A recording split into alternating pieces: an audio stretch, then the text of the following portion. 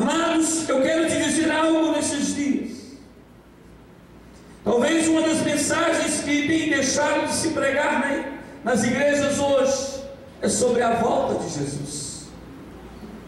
Preocupamos com muitas coisas, mas o interessante é que Jesus, a mensagem enfática dele para os discípulos foi: fazer isso em memória de mim, até aquele dia que eu tomarei convosco no reino de meu Pai.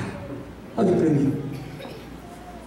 Casamento vai deixar de existir, vai deixar de casar, menino vai deixar de ser apresentado, batismo vai deixar de ser feito, mas a ceia, ela nunca deixará de ser celebrada. No céu não tem casamento, no céu não tem batismo, no céu não tem apresentação de menino lá no céu, mas lá no céu tem a ceia do Cordeiro, o sacrifício, a expiação que foi feita. Mas eu quero falar um pouco sobre isso hoje. A minha primeira mensagem hoje, ela vai voltar um pouco para a expiação de Cristo, porque o apóstolo Pedro, no capítulo 2, no capítulo 3, ele nos alerta sobre o tempo do fim. E hoje eu quero falar um pouco sobre os acontecimentos do fim, sobre os dias do fim, sobre a apostasia, sobre um pouco sobre a vida nos dias do fim.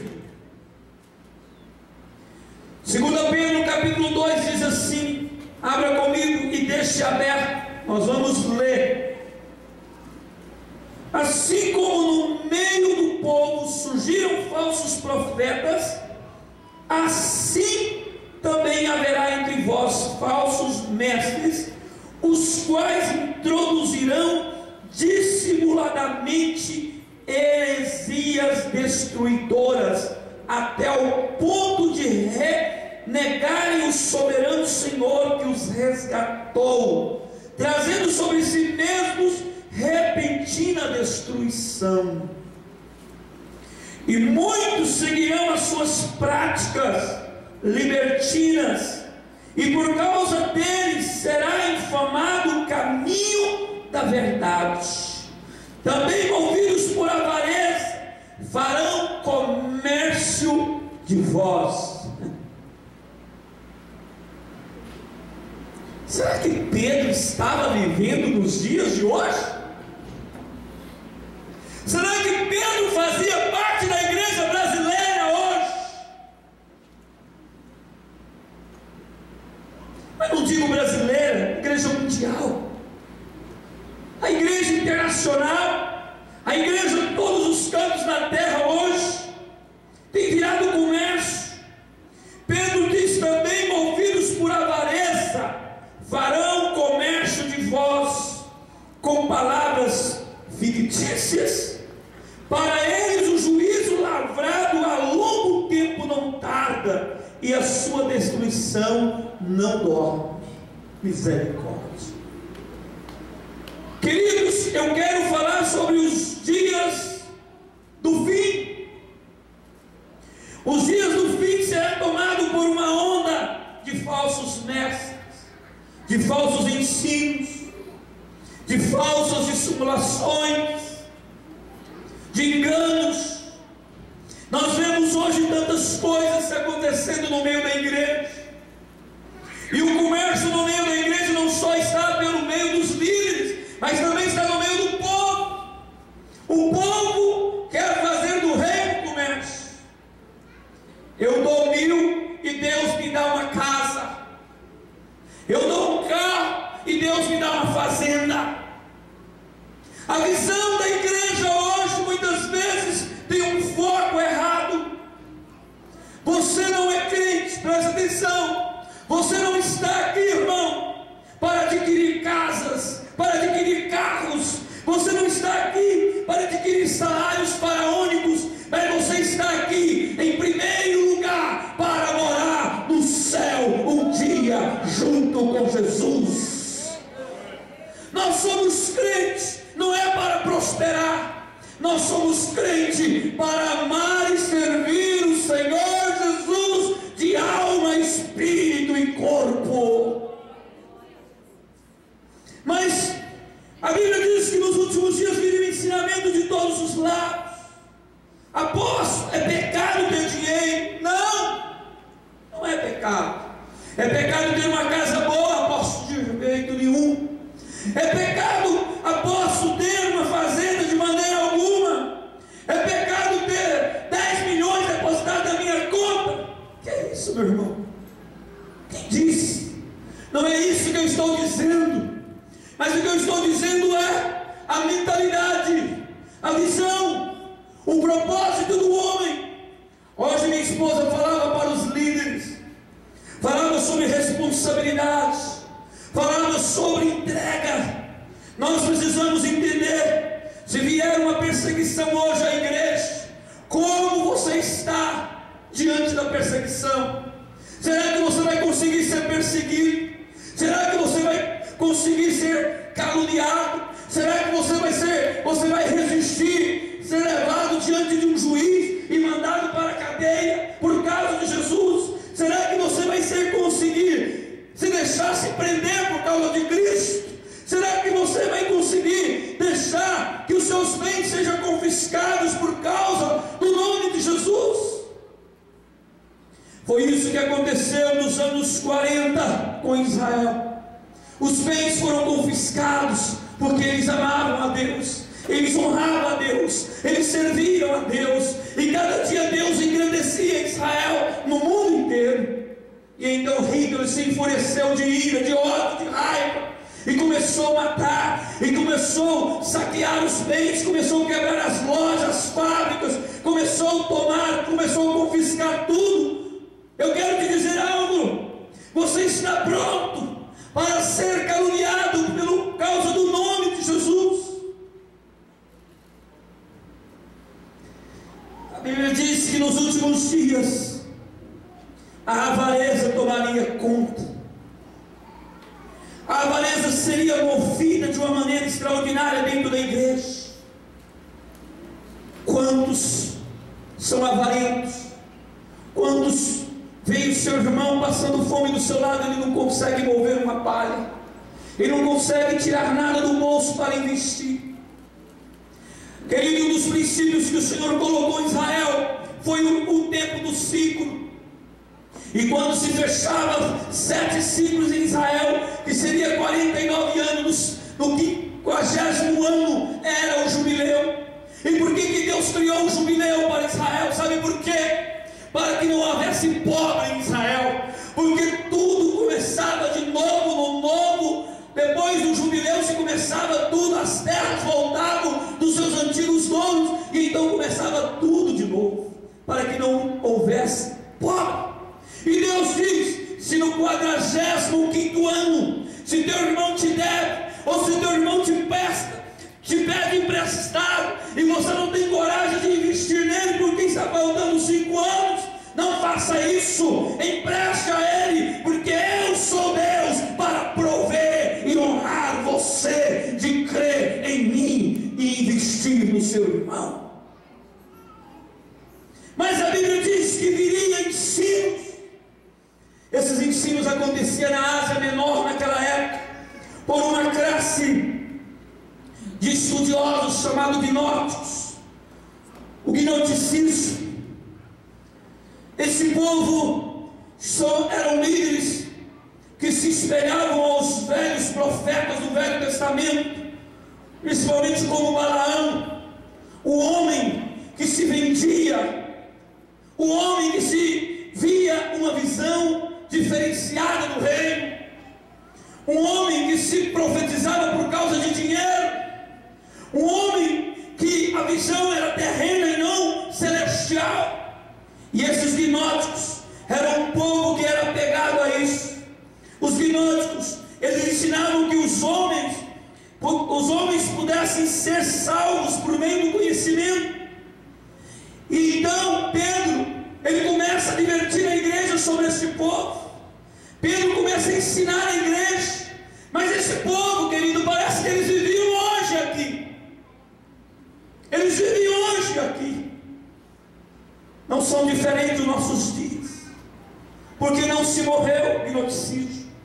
Ele existe, ele impera muitas vezes dentro da igreja, dentro da noiva. O conhecimento deles era mesclado com o ascetismo, a licenciosidade, com as artes mágicas, com os rituais secretos. Será que hoje não tem isso? Rituais secretos, um misticismo falso. Eles negavam a doutrina da expiação. Eles diziam que Cristo era mais um anjo. Eles chamavam ele de Aenos,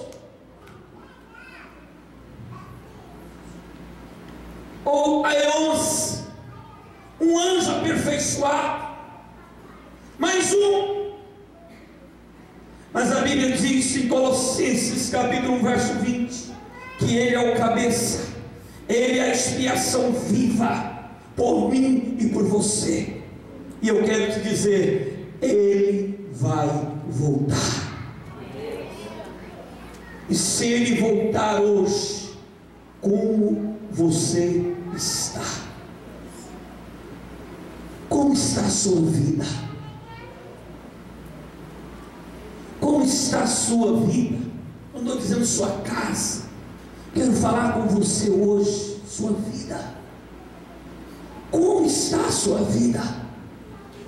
Como está a sua vida espiritual, meu irmão? Como está a sua vida espiritual, meu irmão? Por que você tem servido Jesus? Pedro, ele fala sobre uma heresia. A palavra heresia, no grego, ela vem de uma palavra interessante, engraçada até.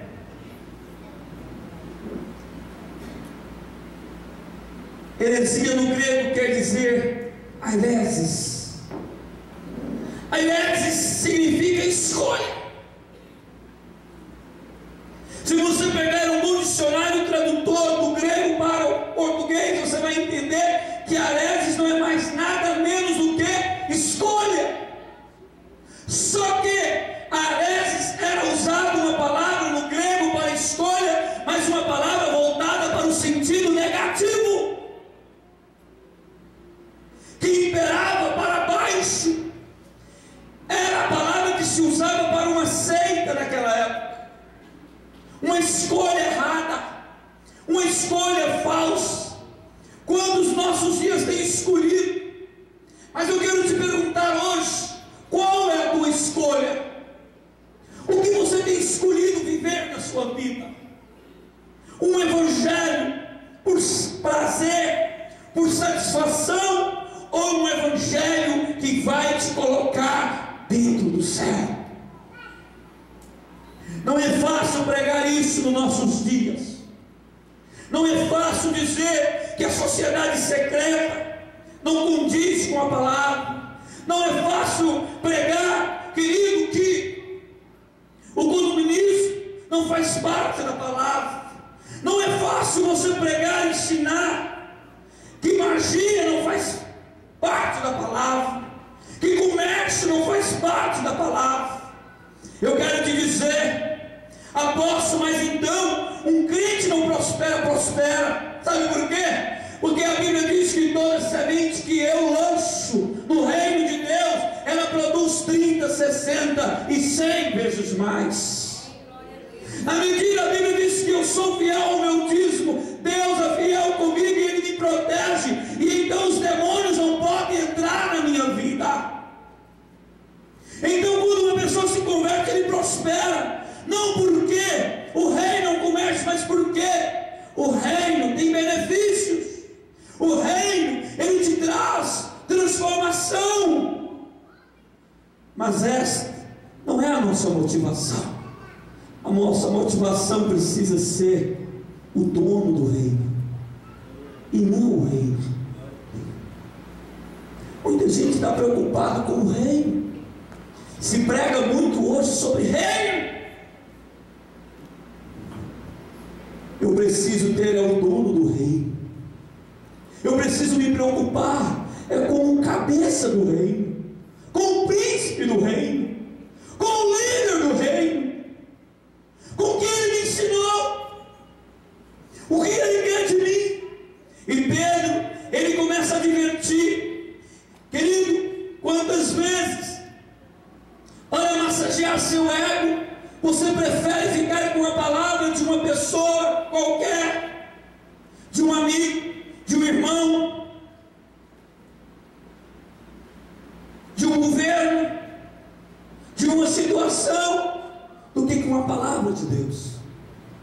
Minha esposa hoje falou sobre Sadraque, Mesaque e Abednego. Ela falou com a liderança sobre que aqueles 3 homens eles fizeram diferença no reino. E eu quero te perguntar: será que você está disposto a fazer diferença aonde você vive? Aonde você anda? Alguém dizer: esse aqui é crente, eu gosto, eu quero ser como essa pessoa. Será? Ou talvez você tenha se camuflado como camaleão, conforme o ambiente você se materializa. Verso 4 diz: ora, se Deus não poupou anjos quando pecaram, antes precipitando-os no inferno, os entregou a abismo de trevas, reservando-os para o juízo. Se prega hoje uma palavra que tudo é graça. Quanto mais você pecar, então maior vai ser o benefício da graça. Se ensina hoje por aí, em várias igrejas, em várias televisões, se ensina até que o Espírito Santo, como é que é, pastor Nivon? O que o Espírito Santo é por aí? Estava me falando esses dias, um ser aperfeiçoado.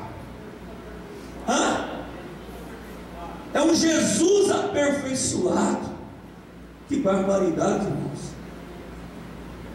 Se ensina por aí tantas coisas. Irmão, o Espírito Santo não é um Jesus aperfeiçoado. O Espírito Santo é o Espírito Santo.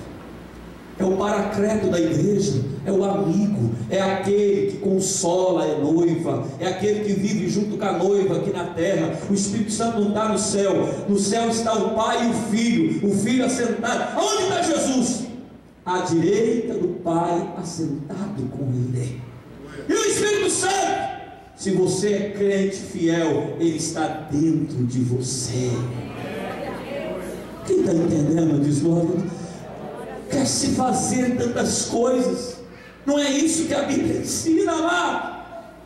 Não é isso. Eu quero te dizer uma coisa, amado. Se diz por aí, você pode fazer de tudo, que a graça que te salva, o sangue de Jesus é maior do que qualquer pecado na sua vida. Oh, meu amado, Pedro diz assim: se Deus não poupou os anjos que viviam junto com Ele, Ele também não nos poupará. Por que existe demônio, querido? Porque os demônios escolheram servir luz, o anjo de luz.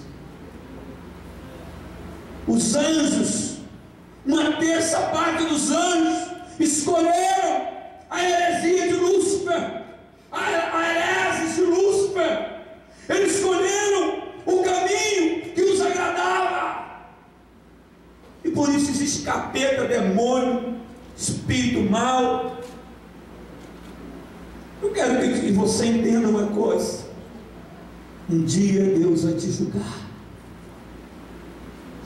Vai julgar você, vai julgar a mim, vai julgar a nós todos. Pode ser apóstolo, pode ser bispo, pode ser arcebispo, pode ser o que for. Pode ser crente, pode ser não crente, pode ser descrente, pode ser nunca aceitar ser crente. Vai ser julgado, a Bíblia diz, todos. Lá não tem título. Eu fui apóstolo. Aí vai ser se foi ou não foi. Aí vai saber se havia avareza, se havia ganância, o que havia dentro do apóstolo. Aí vai ver o que havia dentro do crente. Verso 5: e não poupou o mundo antigo, mas preservou Noé, pregador da justiça, e mais 7 pessoas, quando fez vir o dilúvio sobre o mundo de ímpios, e reduzindo a cinzas a cidade de Sodoma e Gomorra, ordenou as ruínas completa, tendo-as posto como exemplo a quantos venham a viver impiamente. Eu quero te dizer uma coisa, meu amado: Deus te ama, mas Ele despreza o pecado, Ele abomina o pecado. ele não tem parte com o pecado, ele não aceita o pecado na sua vida. Nós precisamos entender isso. Deus, ele não compatibiliza com o pecado. O seu amor não se mistura com o pecado. Tem gente que diz: eu amo Deus, eu amo Jesus, mas continua vivendo no pecado. Eu te pergunto: que tipo de amor é o seu por Deus? Que tipo é o amor seu por Jesus? Que tipo é o seu amor pelo céu? Tem gente que diz: eu quero morar no céu, apóstolo, eu quero ser crente, mas ele não deixa o pecado, ele não deixa as orgias, ele não deixa a pornografia, ele não deixa a mentira, ele não deixa a fofoca, ele não deixa, querida, a corrupção, ele não deixa o engano, ele não deixa a prostituição, adultério, ele não deixa a bebida alcoólica.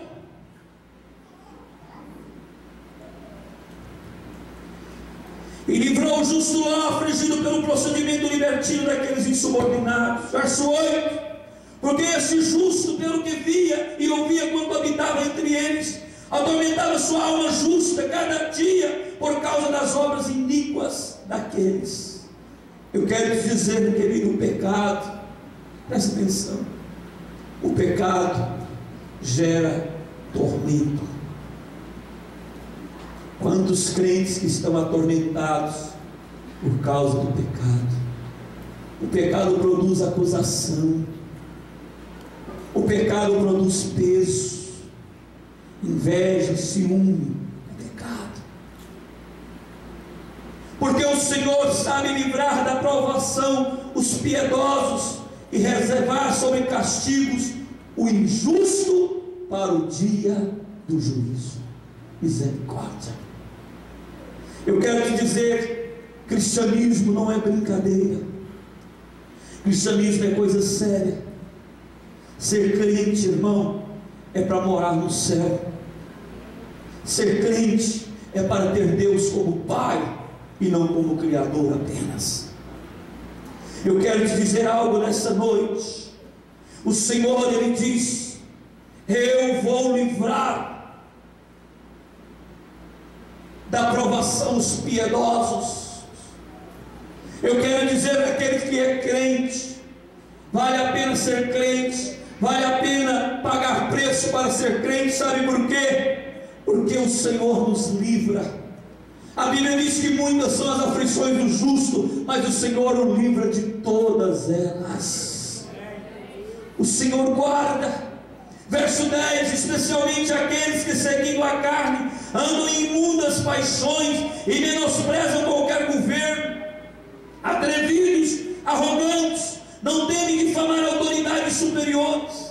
Tem pessoas que dizem: eu sou crente, mas eu não sou boneco. Eu sou crente, mas eu não sou escravo de pastor. Eu não sou isso de igreja. Eu não sou aquilo outro. Eu quero te dizer isso. Não é o que está escrito na palavra.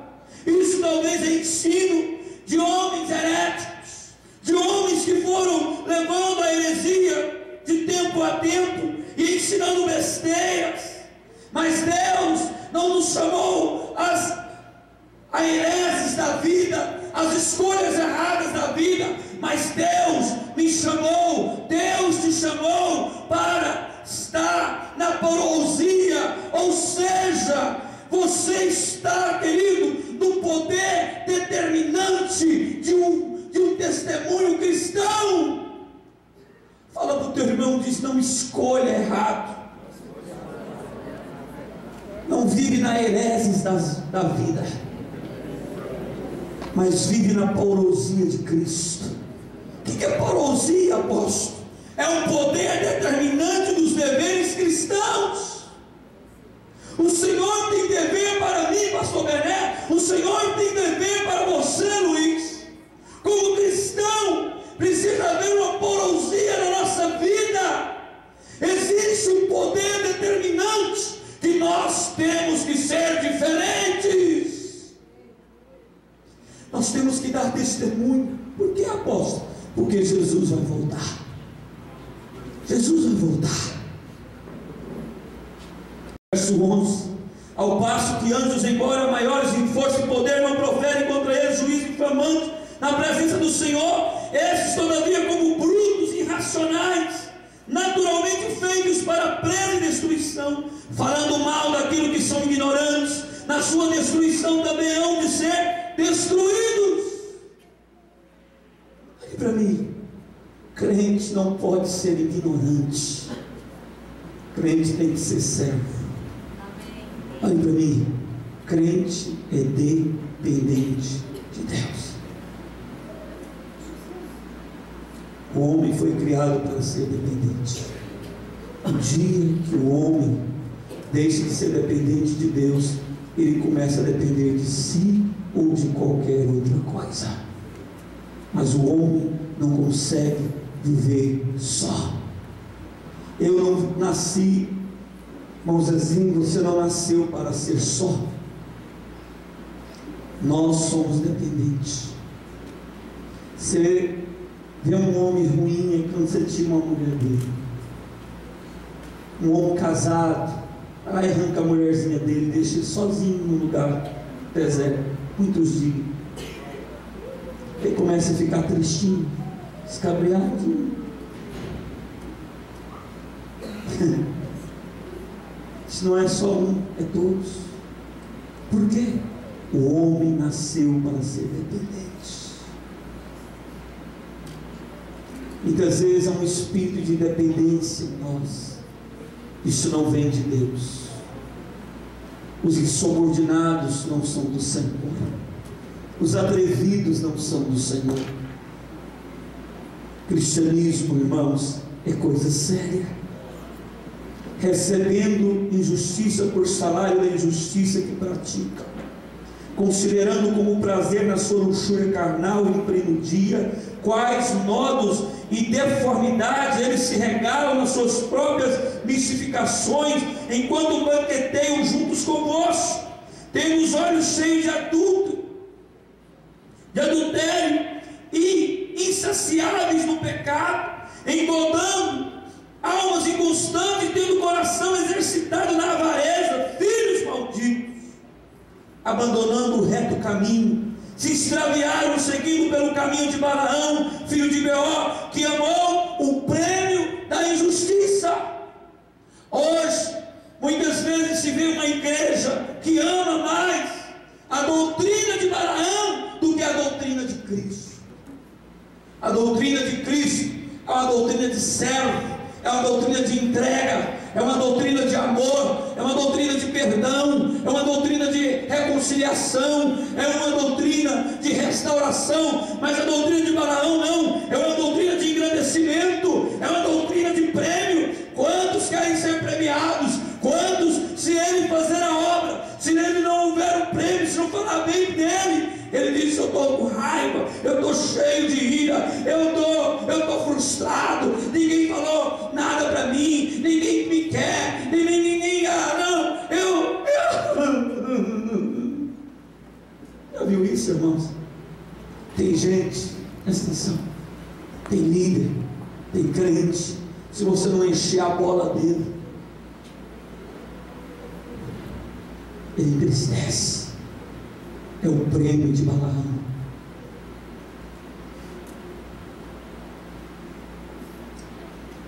É a igreja comércio. A igreja não foi chamada para isso.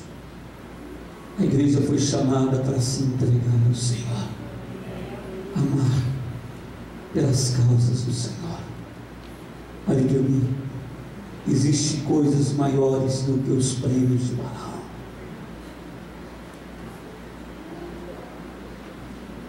Recebeu, porém, castigo da sua transgressão, a saber, o mundo animal de carne, falando com voz humana, refreou a insensatez do profeta. Estes tais são como fontes sem água, como névoas impelidas pelo temporal. Para eles está reservado a negridão das trevas. Olhe para mim, quantos crentes hoje, sua vida é uma fonte sem água, é uma terra árida, seca, adormecida, cheia de dor, cheia de amarguras. Sua vida é uma névoa impelida pelo vento, ou seja, uma onda escura que te cega, que você não consegue ver. A névoa não é produzida pela chuva, as nuvens sim, se formam para chover, mas a névoa é para tirar a visão, é tempestade. Quantos têm vivido assim? Coisas temporais. E a Bíblia diz que a sua reserva são as trevas. Amada igreja, porquanto proferindo palavras jactanciosas de vaidade, engodam por paixões carnais, por suas libertinagens, aqueles que estavam prestes a fugir dos que andam no erro. Que é isso, apóstolo? São os últimos dias. Pedro está dizendo sobre os últimos dias. Pedro está falando sobre os últimos tempos. E os últimos tempos hoje não são diferentes. Porquanto proferindo palavras jactanciosas, cheias de vaidade, prometendo liberdade. Hoje se promete liberdade a todos. Cristo te libertou, você é livre, você pode fazer o que quiser, você pode pensar o que quiser, você manda em você. Deus é o seu pastor, Deus é o meu pastor. Quem é meu pastor? Quem é seu líder? É Deus. Quem te discipula? É Deus. Tome cuidado, não é assim. Nunca foi assim. Paulo, o principal deles, o Senhor encontrou com ele no caminho de Damasco, levou ele à casa de quem? De um simples Ananias. Ele ficou ali quantos dias cego? 3 dias, até Ananias lhe pôr as mãos, cuidar dele, ensinar para ele o caminho da direita. Aonde era a casa de Ananias? Qual que chamava a rua da casa de Ananias? A rua da direita. O Senhor diz: é hora de eu te endireitar, Paulo. Muitos querem ser subordinados, mandar em si próprio, construir-se. Eu quero te dizer, amado, não é assim. Isso é o que vai acontecer nos últimos dias, mas haverá julgamento sobre isso. Paixões carnais por suas libertinagens, aqueles que estavam prestes a fugir do que andam no erro, prometem liberdade, quando eles mesmos são escravos da corrupção, pois aquele que é vencido fica escravo do vencedor. Portanto, se depois de terem escapado das contaminações do mundo, mediante o conhecimento do Senhor e Salvador Jesus Cristo, se deixam enredar de novo e são vencidos. Olhe para mim, essa carta não está se escrevendo para o imundo, para o perverso, não está se escrevendo para aquele que não conhece a Deus, está falando com a igreja do fim, está falando com a igreja dos últimos dias, daqueles que um dia conheceram o Senhor, daqueles que tiveram experiência com o Senhor, daqueles que foram batizados pelo Espírito Santo, daqueles que envolveram com as coisas de Deus, daqueles que têm conhecimento da verdade, daqueles que têm entendimento. Mas a Bíblia diz: após conhecê-lo, volveram para trás, apartando-se do santo mandamento que lhe foram dados. Com eles aconteceu que, diz certo adágio, o cão voltou ao seu vômito e a porca limpa voltou ao seu lamaçal. Entenda, igreja, cristianismo é coisa séria. Cristianismo é coisa de Luís, de João, de Maria, de Alessandra, de Pedro. Não. Cristianismo é coisa de Cristo, é coisa de Deus. Quem entende isso diz: Senhor Jesus, me ajuda.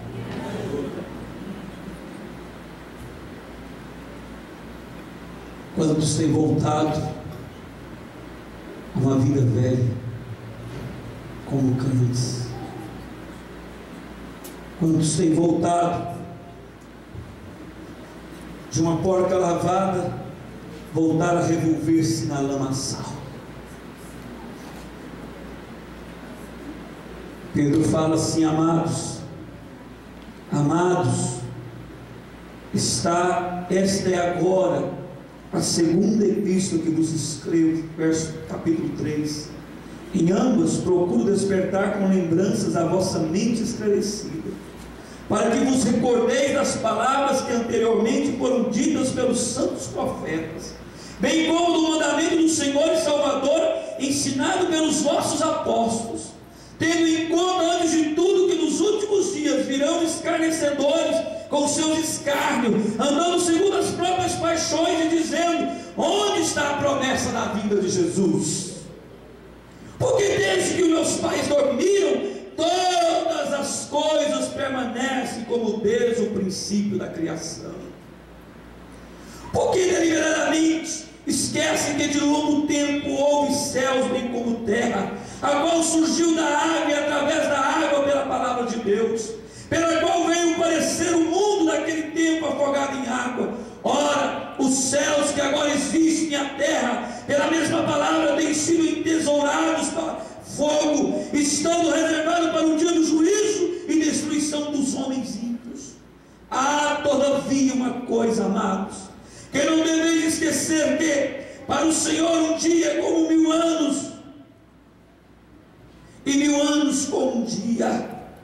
Não retarda o Senhor a sua promessa, como alguns julgam demorada, pelo contrário é longânimo para convosco, não querendo que ninguém se pereça, senão que todos cheguem ao arrependimento. Virá, entretanto, como ladrão o dia do Senhor, no qual os céus passarão com estrepitoso estrondo, e os elementos se desfarão abrasados. Também a terra e as obras que nela existem serão atingidas. Olhe para mim.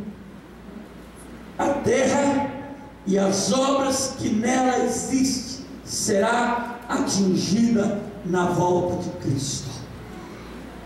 Tudo que está sobre a terra será atingido: casas, comércios, aviões, aeronaves, gente, tudo. Quero te dizer uma coisa: Jesus está voltando. Jesus vai voltar. E se Ele voltar hoje, como você está? Você está pronto? Você está preparado? Ou você ainda está pensando em preparar? Se Jesus voltar hoje, querido, eu e você seremos julgados pelas nossas obras. Tiago diz: se você tem fé, me mostra as tuas obras. E ele diz também: se você tem obras, me mostre a tua fé. Fé sem obras é morta, mas obras sem fé não existe. Quero te dizer uma coisa nessa noite: visto que todas as coisas vão de ser assim desfeitas, deveis ser tais como os que vivem em santo procedimento e piedade, esperando e apressando a vinda do dia de Deus, por causa do qual os céus incendiados serão desfeitos e os elementos abrasados se derreterão. Nós, porém, segundo a sua promessa, esperamos novos céus e nova terra, nos quais habitais a justiça de Deus. Por essa razão, pois, amados, esperando estas coisas, empenhai-vos por serdes achados por Ele em paz, sem mácula, irrepreensíveis, e tende por salvação a longanimidade de nosso Senhor, como igualmente o nosso amado irmão Paulo nos escreveu, segundo a sabedoria que lhe foi dada, ao falar acerca destes assuntos, como de fato costuma fazer em todas as suas epístolas, nas quais há certas coisas difíceis de entender, que os ignorantes e instáveis deturpam, como também deturpam as demais escrituras para a própria destruição deles. Vós, pois, amados, prevenidos, como estáis de antemão, acautelai-vos, não suceda que, arrastados pelo erro desses insubordinados, descaiais da vossa própria firmeza. Antes, crescei na graça e no conhecimento de nosso Senhor e Salvador Jesus Cristo. A Ele seja a glória, tanto agora como no dia eterno. Olhe para mim. Você está aqui hoje porque Jesus quer salvar a sua vida.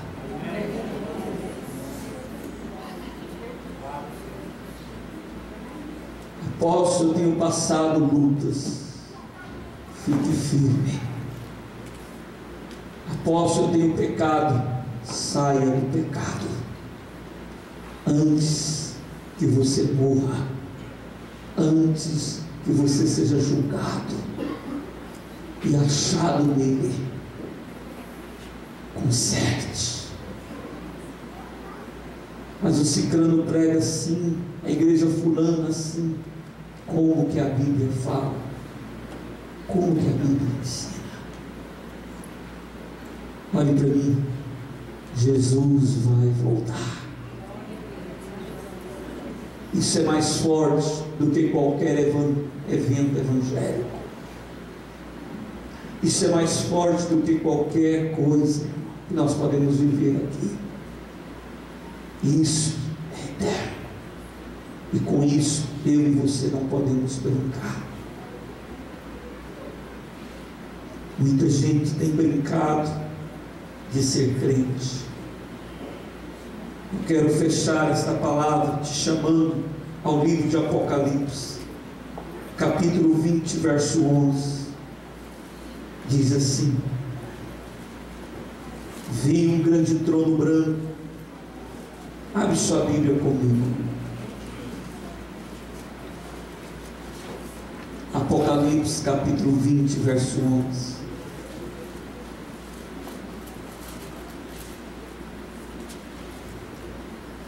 Leia na sua casa 2 Pedro capítulo 2 e 3. Leia o capítulo 20, do verso 11 ao 15. Diz assim: vi um grande trono branco, e aquele que nele se assenta, de cuja presença fugiram a terra e o céu, e não se achou lugar para eles. Vi também os mortos, os grandes e os pequenos, posto em pé diante do trono. Então se abriram livros, ainda outro livro, o livro da vida, foi aberto, e os mortos foram julgados segundo as suas obras, conforme o que se achava escrito nos livros. Deu o mar os mortos que nele estavam, a morte e o além. Entregaram os mortos que neles havia, e foram julgados um por um, segundo as suas obras. Olhe para mim. Você vai estar lá nesse dia. Seu avô vai estar lá, seu bisavô.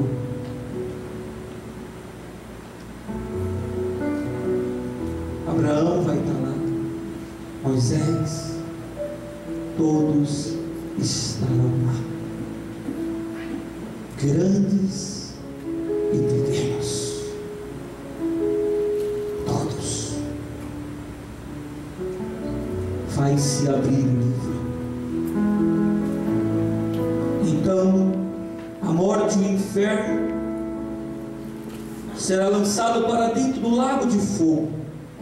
Esta é a segunda morte, o lago de fogo. E se alguém não for achado escrito no livro da vida, Este foi lançado para dentro do lago de fogo. Quem são eles? Verso 1: vi novo céu e nova terra, pois o primeiro céu e a primeira terra passaram e o mar já não existe. Vi também a cidade santa, Nova Jerusalém, que descia do céu da parte de Deus, ataviada como noiva, adornada para o seu esposo. Então ouvi uma grande voz vinda do trono, dizendo: eis o tabernáculo de Deus com os homens. Deus habitará com eles, e eles serão povos de Deus, e Deus mesmo estará com eles, e lhes enxugará dos olhos toda lágrima, e a morte já não existirá. Já não haverá luto, nem pranto, nem dor, porque as primeiras coisas passaram. E aquele que está sentado no trono disse: eis que faço nova todas as coisas. E acrescentou: escreve, porque essas palavras são fiéis e verdadeiras. Disse ainda: tudo está feito. Eu sou o Alfa e o Ômega, o princípio e o fim. Eu, a quem tem sede, darei de graça da fonte das águas da vida. Ao vencedor herdará estas coisas, e eu lhe serei Deus, e ele me será filho. Mas quanto, porém, aos covardes, aos incrédulos, aos abomináveis, aos assassinos, aos impuros, aos feiticeiros, aos idólatras e a todos os mentirosos, a parte que lhes cabe será no lago que arde como fogo e enxofre, a saber, a segunda morte. Olhe para mim, irmãos. Como está a sua vida cristã? Isso vai acontecer um dia. A Bíblia diz: ao homem está permitido morrer uma só vez, e depois disso o juízo eterno. Olha para mim. Não existe um purgatório te esperando. Isso é coisa de filósofo. Não existe outro lugar para se preparar para encontrar com Deus. Isso é gnosticismo ajuntado com ascetismo. Que é isso, apóstolo, está falando hoje? Ascetismo, irmãos, é misticismo, é ideias loucas, filosóficas, rituais secretos. Todo cuidado com os rituais secretos.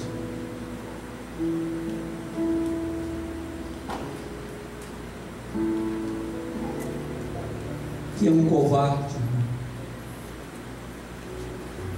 Que é um covarde?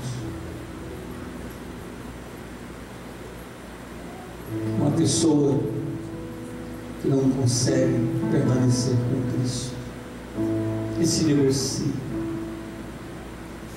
que é um abominável, é uma pessoa que não consegue ter limites.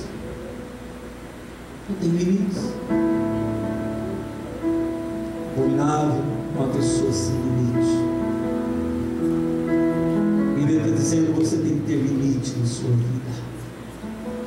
Todas as coisas me são lícitas, mas nem todas me convêm. Todas as coisas me são lícitas, mas eu não deixarei me levar por nenhuma delas. Você até pode fazer, mas você não deve fazer, porque existe coisa maior te esperando. Jesus vai voltar. que é um abominável, é um jovem que vive de bar em bar, de boate em boate, namoro errado, impureza, o que é impureza? Pornografia, olhe para mim, adultério, prostituição, fornicação, e aí vai, tudo, masturbação, muita coisa, feiticeiro, idólatra, mentirosos, esses não entrarão no reino de Deus. Olhe para mim, não é título que me coloca em Deus, mas são os princípios dele na minha vida. Não é título de crente que vai te levar para o céu, não é título de pastor que me garante a salvação, não é título de apóstolo que me diz que eu já estou no céu. Olhe para mim, o que me põe no céu é uma vida justa diante de Deus. Olha, irmão, você não precisa ficar jogando em telecena, mega cena, sei lá qual é a cena, marca raina, era rena, sei lá. É tanta coisa. Eu vou à loteria para pagar, né, contas, é mais rápido. De luz, água, essas coisas, eu vejo lá tanta coisa, está acumulado para isso. Tem crente, quando ele entra naquilo, ele fica doido. Vou resolver meu problema. Vai não, você vai deixar o capeta entrar e fazer um problema maior na sua vida. Está na hora de você cortar tudo isso da sua vida. Porque aposto que Jesus vai voltar, e ele vale muito mais a pena do que qualquer coisa. Quem entende isso diz glória a Deus. Pare de brigar, pare de fofocar, pare de mentir. Para que isso? Pare de perseguir os outros. Isso não é coisa de crente, isso é coisa da carne, isso é coisa de homem. Jesus vai voltar. Jesus vai voltar. E o dia que ele voltar, não vai ser tão maravilhoso como muitos pensam. Vai ser dia de juízo, vai ser dia de julgamento. E eu fecho essa palavra te perguntando: como você está vivendo para esse dia? Quem entende isso? Vamos colocar de pé.